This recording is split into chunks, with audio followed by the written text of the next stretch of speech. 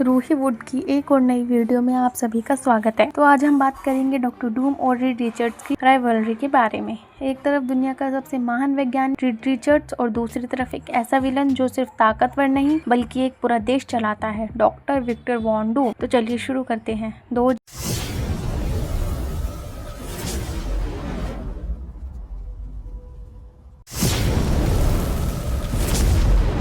Genius, दो रास्ते, एक दुनिया और एक ऐसी दुश्मनी जो मार्वल की सबसे बड़ी कहानियों को जन्म देती है। ये है डॉक्टर डूम बनाम मिस्टर फैंटास्टिक। इन दोनों की कहानी सिर्फ हीरो और विलन की नहीं, ये कहानी है ईगो, साइंस, दोस्ती और बदले की। Welcome to the most legendary rivalry in Marvel history, doctor Doom versus Reed Richards. Victor von Doom और रीड रिचर्ड्स की कहानी शुरू होती है कॉलेज के दिनों से। दोनों ही एक जैसे बेहद होशियार, जुनूनी और कुछ बड़ा करने की चाह रखने वाले, लेकिन एक फ़र्क था। रीड का दिमाग शांत और वैज्ञानिक सोच वाला था, वही डूम का दिमाग तेज था लेकिन अहंकारी। एक दिन डूम एक मशीन बना रहा था जो उसे मरे हुए लोगों की आत्मा से कांटेक्ट करवा सके। रीड ने उसे एडवाइस भी दी कि उसकी कैलकुलेशन गलत है, पर डूम ने उसे नज़रअंदाज किया। मशीन फट गई और डूम का चेहरा हमेशा के लिए बिगड़ गया। इस हादसे के लिए डूम ने खुद को नहीं, रीड रिचर्ड को दोषी माना। वहीं से शुरू हुई इन दोनों की टकराव भरी कहानी। यह दोनों कभी दोस्त नहीं थे, लेकिन किस्मत ने उन्हें बना दिया एक दूसरे का सबसे बड़ा दुश्मन। अपनी हार के बाद डूम तिब्बत चला गया। वहाँ उसने टेक्नोलॉजी के साथ साथ जादू भी सीखा। धीरे धीरे वो इतना ताकतवर बन गया कि उसने एक पूरा देश लैटविरिया पर कब्जा कर लिया। अब वो सिर्फ एक वैज्ञानिक नहीं था, वो एक राजा बन चुका था।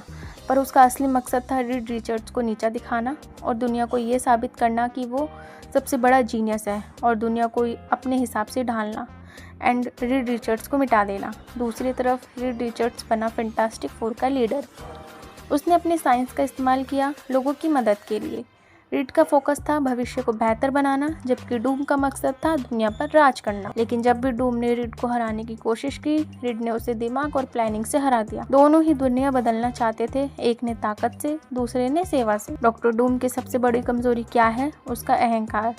वो ये कभी नहीं मान सकता कि कोई उससे बेहतर हो सकता है, खासकर रीड रिचर्ड्स। डूम के लिए रीड सिर्फ एक दुश्मन नहीं, वो उसकी पहचान को चुनौती देता है। रीड के लिए डूम एक चेतावनी है कि ज्ञान का गलत इस्तेमाल कैसे विनाश ला सकता है। अब बात करते हैं आइकॉनिक क्लैशेस की।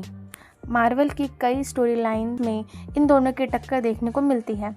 सीक्रेट वॉर्स में डूम ने पूरे मल्टीवर्स की ताकत चुरा ली, लेकिन रीड की सूझबूझ ने उसे हराया। एक बार डूम ने खुद को भगवान बना लिया, गॉड एम्परर डूम, लेकिन रीड ने फिर भी उसे उसकी कमज़ोरियों से हराया। कई बार डूम की हार ने उसे खुद पर शक करवा दिया, और कभी कभी वो हीरो बनने की कोशिश भी करता है, लेकिन उसका अतीत उसे वापस खींच लाता है। रीड और डूम की दुश्मनी में एक अजीब सी बात है, एक दूसरे के लिए इज्जत। रीड मानता है कि डूम एक महान दिमाग है, लेकिन गलत रास्ते पर चल पड़ा। डूम मानता है कि रीड ही ऐसा है जो उसे टक्कर दे सकता है, बाकी सब उससे नीचे हैं। और शायद यही बात इस राइवलरी को इतना खास बनाती है। एक दूसरे से नफरत, लेकिन गहराई में एक इज्जत भी।